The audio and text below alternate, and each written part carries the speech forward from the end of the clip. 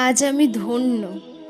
জগন্নাথ দেবের মাসির বাড়ির সামনে আমি নিজের হাতে রং তুলি ছুঁয়ে কিছুটা অংশ কিছুটা সময় হলেও আলপনা দিতে পেরেছি। যখন একদম ছোট্ট বয়সে আমার ছোট মা কাকুর হাত ধরে প্রথমবার জগন্নাথ দেব দর্শন করেছিলাম, তখনও কিন্তু আমি আঁকাটাকে এতটা ভালোবাসতাম না। হঠাৎ কিভাবে জগন্নাথ দেব আর এই আঁকা আমার জীবনে অনেকটা জায়গা জুড়ে নিয়েছে। আর আমি আজ জগতের নাথ জগন্নাথ তার মাসির বাড়ির সামনে নিজের হাতে আলপনা দিচ্ছি। আর এই আলপনা দেওয়ার জন্য সেখানকার লোককে আমার কাকুই রিকোয়েস্ট করেছিল।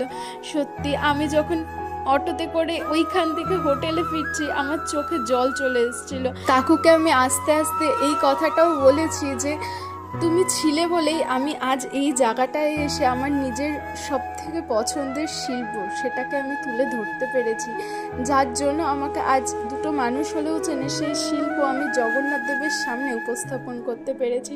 সত্যি আমি জীবনে অনেক ভাগ্যবতী একজন মানুষ যে এমন একটা জায়গায় গিয়ে এত সুন্দর একটা স্থানে আলপনা দিতে পেরেছি। আমি ধন্য জীবনে।